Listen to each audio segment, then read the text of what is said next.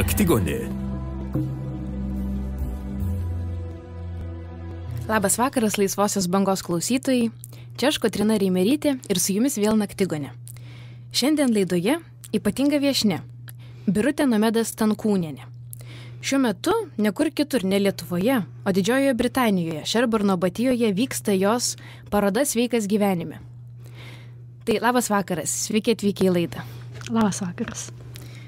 Jūs visai neseniai grįžote iš tos parodos atidarimo Anglijoje. Papasakote, koks tenais yra įspūdis, turbūt visiškai kitaip negu Lietuvoje, ar ne, atidaryti parodą? Įspūdis didžiulis ir tam, kad suvoktum, kas įvyko ir kaip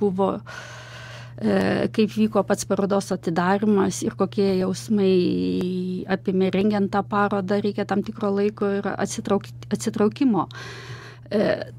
Bet pats pasiruošimo procesas buvo irgi labai ilgas, užėmė apie keletą mėnesių, aš dabar greitai net nespėjau suskaičiuoti, mes pradėjome rengtis parodai nuo rugpjūčio mėnesio ir viskas vyko internetu, kalbantis, šnekantis ir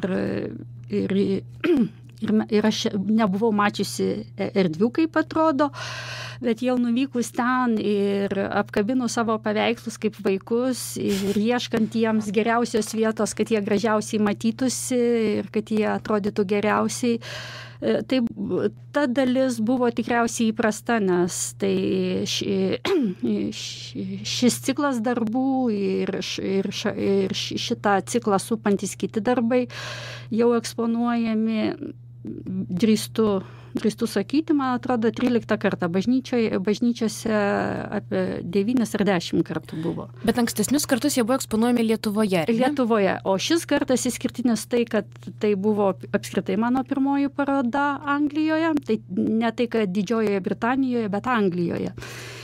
Ir tai, kad tai buvo veikianti, tikra, angliška, tradicinė, iki galo angliška aplinka ir bažnyčia, katedra yra išskirtinė net patiems anglams.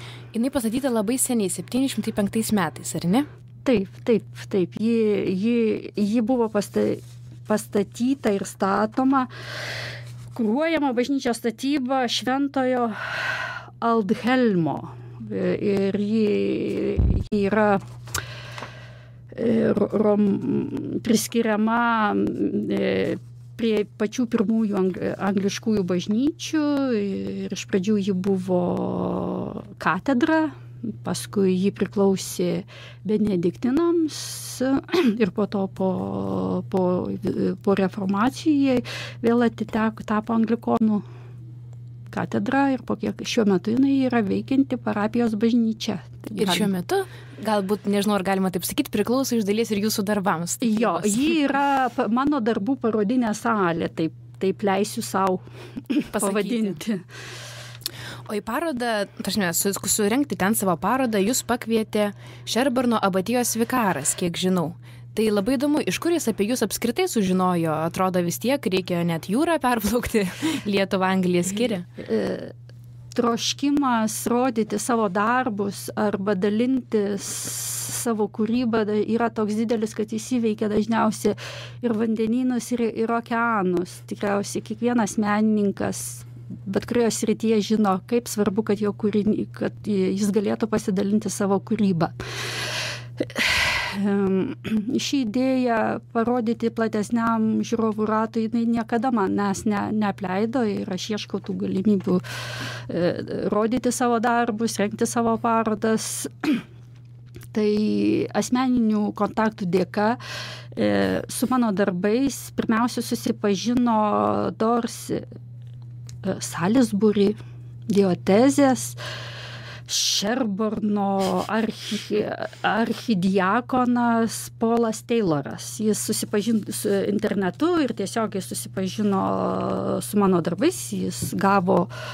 Jam buvo įteikta knygelė, išleista 7 jausmai pagal Jobo dramą ir jam kilo idėja surengti šią parodą anglikonų bažnyčiose. iš pradžių buvo planuojama keletą erdvių, bet galiausiai buvo apsispręsta, kad galbūt tinkamiausia bus pati prabangiausia, aišku, pati puošniausia, pati didžiausia tų apylinkių bažnyčia, ir jis kartu su jis yra kaip archidiakonas, o tos bažnyčios vikaras, kuris yra dvasinis lordas, Erikas Vudas, jie atsiuntė man pakvietimą surinkti parodą. Ir jūs, žinoma, mielai jį priėmėt? Jo, aš jį mielai priėmiau, bet vis tiek reikėjo man pateikti pasiūlymą, todėl kad tai yra vis tiek bendruomenė, tikinčiųjų bendruomenė, jie turi savo tam tikrus reikalavimus ar požiūrius, galima pasakyti. Aš turėjau pateikti pasiūlymą, apginti, pasakyti, ką aš noriu savo darbais jiems papasakoti. Na ir tik jūs visą tai įvykdėte. Jo, ir jiems viskas buvo priimtina ir buvo sutarta parodos laikas. Sakykite, jūs esate minėjusi, kad jūs, kai nutapote kokį nors kūrybinį darbą, ir visų pirma, tai yra santykis jūsų ir to darbo. Paskui jau, kai paleidžiate, jį galima sakyti viešą erdvę, jūs jau laukiate, kas įvyks, kaip žiūrovas vertins tą darbą. Tai man labai įdomu, kaip skiriasi auditorija, ta prasme, tų žiūrovų, kurie žiūri jūsų darbus Lietuvoje ir Anglijoje? Ar pastebėjote kažkokių esminių skirtumų? O galbūt žmonės visur tokie patys?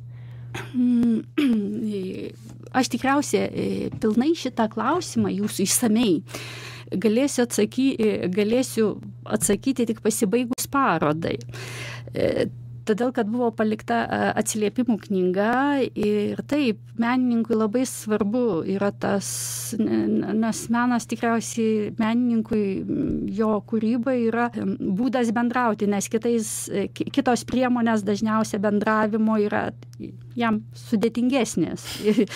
Ir man kalbėjimas spalvomis yra paprastesnis ir nuostaba tame, kad tikrai žmonės mane labiau supranta, ką aš noriu pasakyti, per spalvas, negu aš bandu tenais lietuviškais sakiniais ar angliškais pasakyti. Reakcijos galėčiau pasakyti panašios. Žmonės į tuos darbus reaguoja panašiai.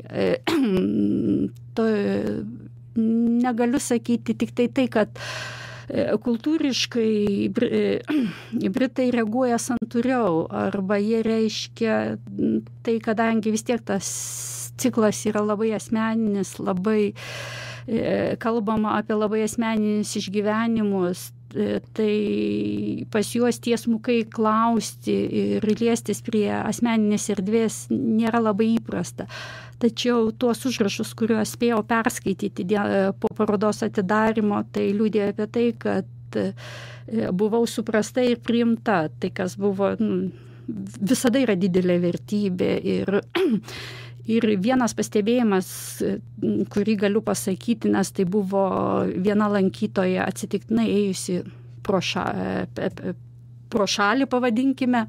Ji kartu su tuo ciklu buvo eksponuojamas kitas nedidelis ciklas, 4 darbų grupė Klevo lapas, ir ten daugiau kalbama apie žmogaus virsmą gyvenimo bėgyje, apie tai, kaip iššūkiai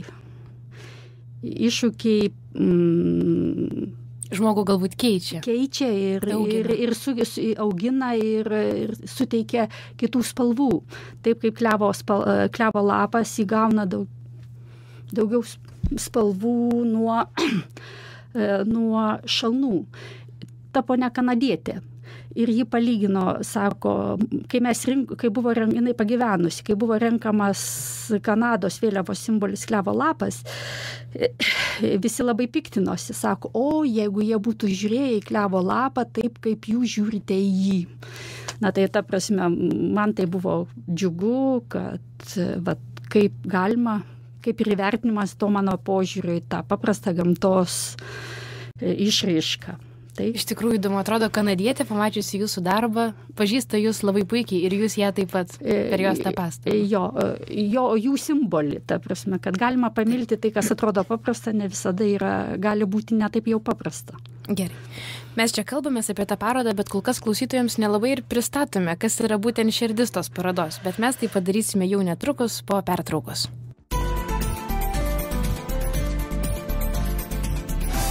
Laisvoji banga.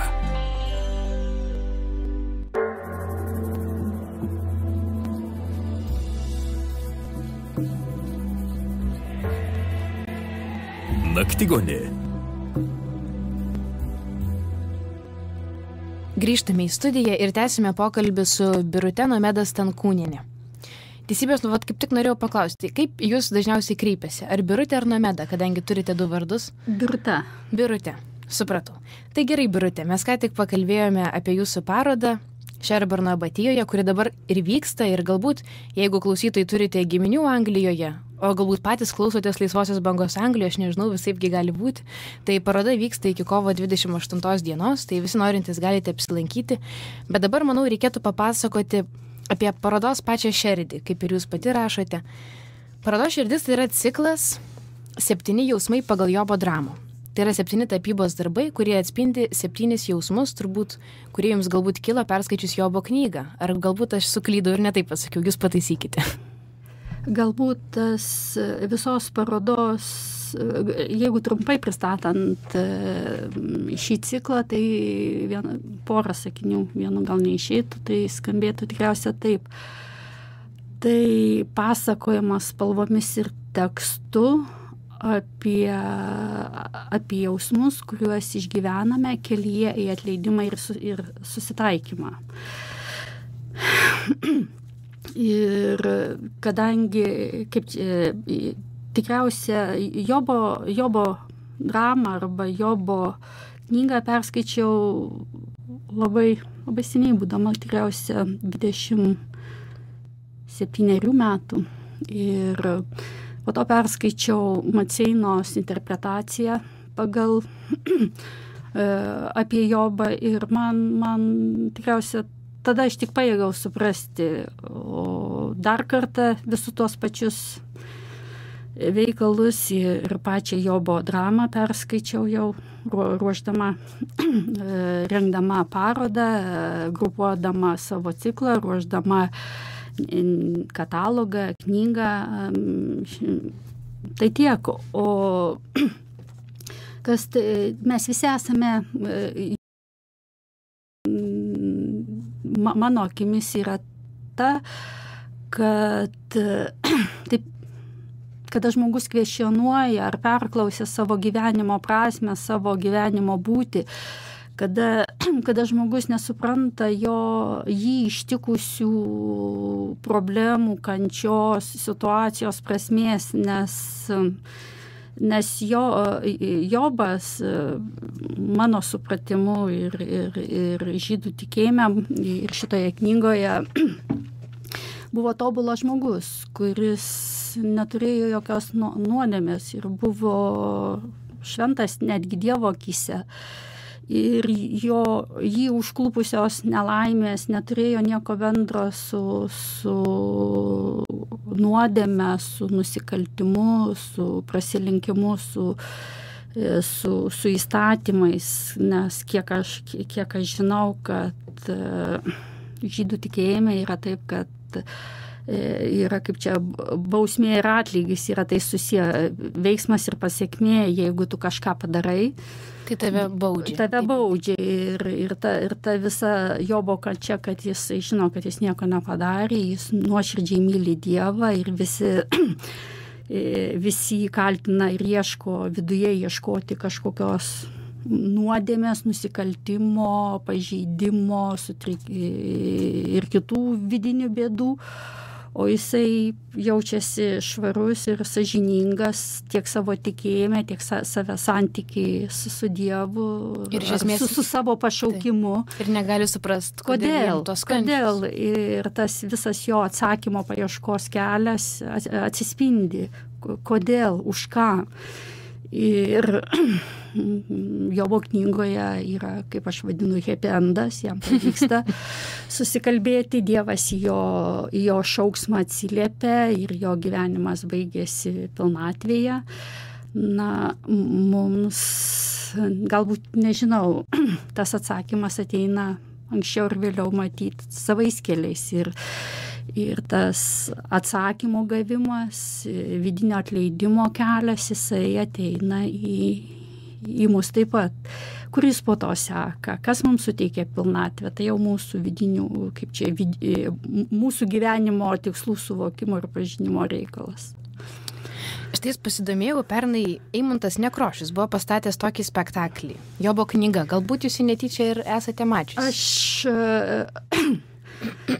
Man lygiuoti su Nekrošium tai yra, ne tai, kad yra per daug iškilu, bet aš anotaciją skaičiau ir jam Jobo dramoje reiškia tą leitmotyvą, kad kas yra svarbu Jobui — laukimas. Aš pačio pastatymo nesu mačiusi, bet taip kaip perskaičiau anotaciją, aš truputėlį kitaip suvokiu. Man yra pažinimas, klausimas ir atsakymų radimas. Ir atsakymų radimas. Nes štai Eimuntas Nekrošius sako, kad jis atsakymų ten neranda. Bet Jobas yra ištikimas savo pašaukimui, savo vidiniai sąžiniai. Jis suabejoja. Ta prasme, tas žodis tikėjimas religiniam žmogui, tai religingam, tikinčiam žmogui, tai yra Dievas, bet mes galim būti ištikimi savo vertybėm, savo profesijai, savo apsisprendimams ir būti ištikimam yra sunku, tai čia ištikimybės ir suabejojimo tas kelias. Aš manau, kad atsakymai kiekvienam yra savi, bet manau, ieškant jų galima rasti. Ir tam, kad tu rastum, čia yra daugiau ne kiek klausimo, bet tos vidinės kančios prasmės, kodėl aš kenčiu kelias. Supratau, mes čia kalbame su Birute Nomeda Stankūniene ir būtent apie tos atsakymus mes taip pratęsime po pertraukos.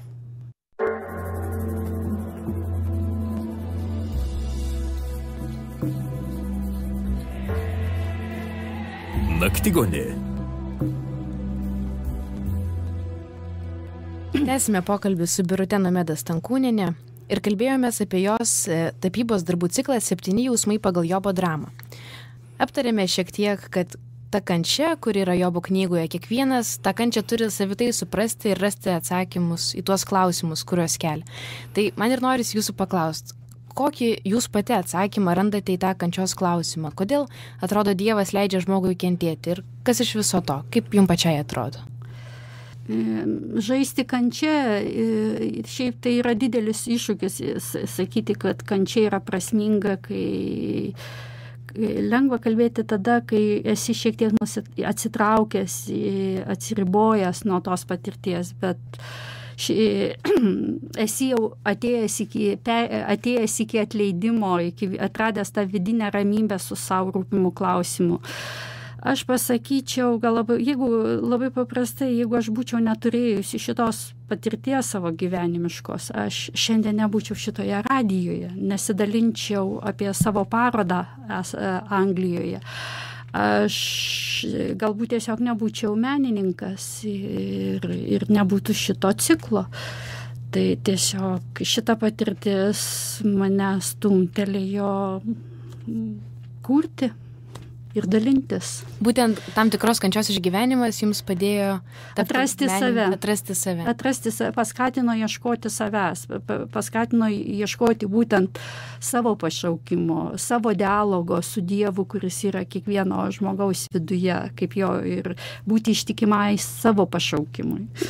O neatsisakyti, nebijoti, neįsigąsti, nepaisant ten, kaip pas Jobo knygoje ten artimieji pirmiausia kaltina jį, žmona, sako, draugai. kad tu nusidėjai, kad tu kaltas pats esi. Taip, tai yra atsitraukti nuo to savo vidinės ištikimybės. Ši kančia mane stumtelėjo, jinai išjudino mane iš giliai. Aišku, kai turite patirties, tikrai galima sakyti, kad kančia prasminga, nes žmogui, kuris neturi patirties, taip sakyti, gan naivoka, bet iš jūsų lūpų tai išgirdus dabar aš tikiu. Manau, kiekvienas žmogus turi kančią, kiekvienas žmogus yra truputį Jobas. Aš tiesiog kartais atrodo, kad kančia yra tokia didelė ir kad jos nepakelsi, bet yra tiesa, kad kažkaip pakeli. Ir tik tai, kai pakeli ir mastai apie ją ir bandai suvokti ją ir kodėl jinai kyla, atsiranda tas judėjimas į priekį, kuris kartais būna labai kaip ugnikalnio įsiveržimas, duodantis labai didelį impulsą judėti į priekį ir keistis. Toliau kalbant apie Jobą, apie jūsų parodų ciklą, mes kaip tik ant stalo dabar turime tokią knygelę, gal jau ir užsiminėm klausytojams prieš tai. Žodžiu, tai yra knygelė parašyta lietuvių ir prancūzų kalbomis. Ir kaip supratau, tenais yra būtent ištraukos iš Jobo knygos, yra jūsų darbų, ar ne? Ir jūs ją išleidote kartu su Gerojo Samariečio bendruomenė.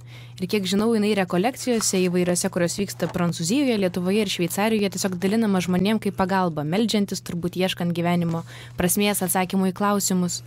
Tai kaip kilo tokios knygelės idėja ir kaip šiandien jinai, galima sakyti, galbūt keliauja po pasaulį, padeda žmonėm, ar žinote tokių pavyzdžių?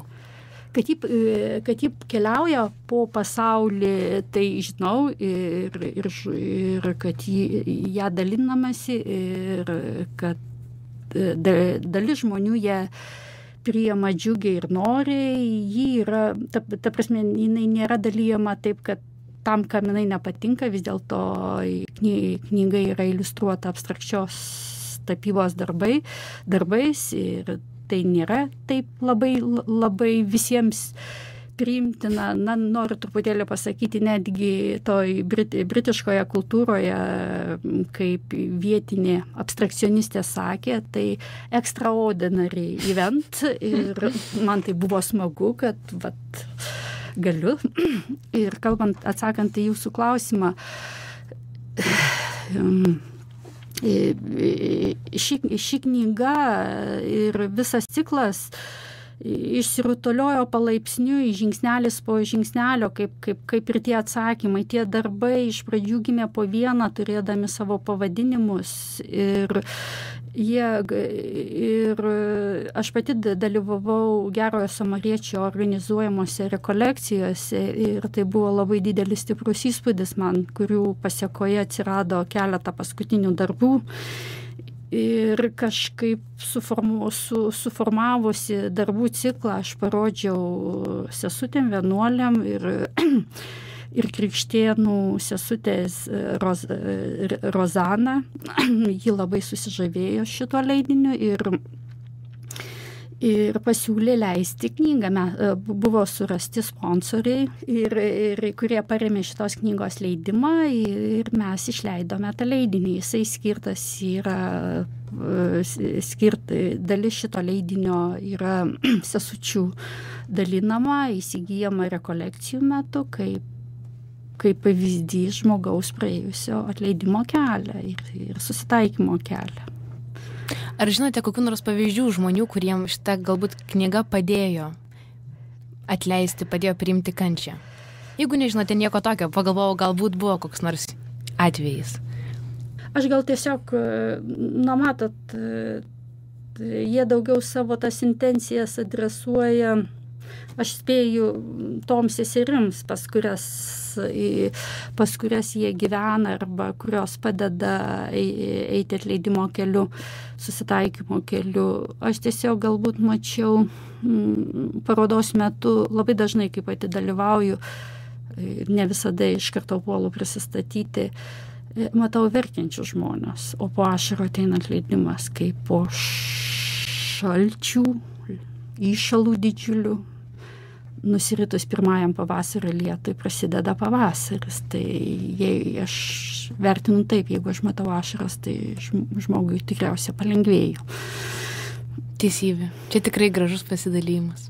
Bet tokių yra, kad žmonėms labai didelį įspūdį padarė. Tai ir jeigu aš būnu, tai aš gaunu tą atsakymą. Matyt, aš taip noriu ir dalinuosi, nes aš tada, aš jaučiu savo kaip menininko prasmę, savo darbų prasmę, matau, kad kabina žmonės, kad kabina ta visuma.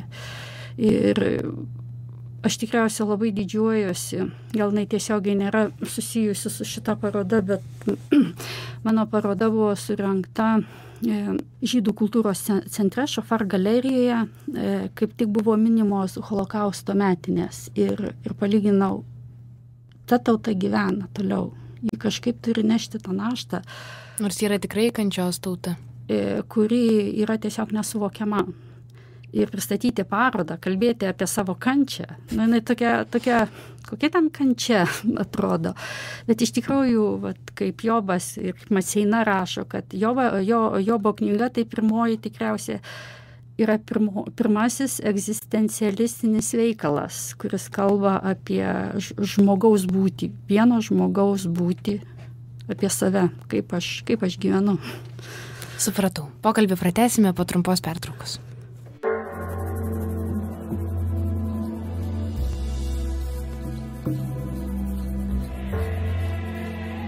Naktigonė. Grįžtame į studiją ir toliau kalbame su Birute. Ir labai įdomu, kad jūs visai neseniai, vos prieš 6 metus, baigėte Vilniaus dailės akademiją. Sakyčiau, studijavote su studentais, nors pati jau nestudentiško amžiaus.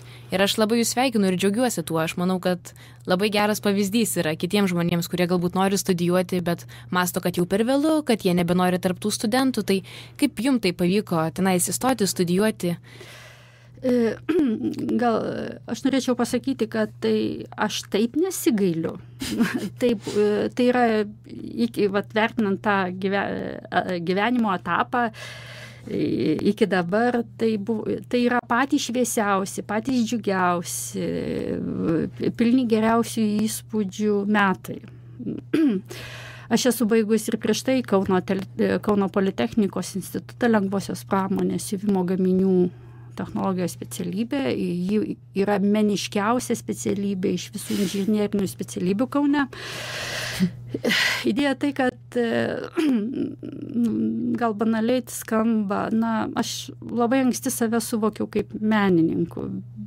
Augau, pradžia gyvenimo buvo Vilniuje, bet paskui gavosi taip, kad augau rajono nedidelio miestelio mokykloje, baigiau mokyklą, miestelėje augau.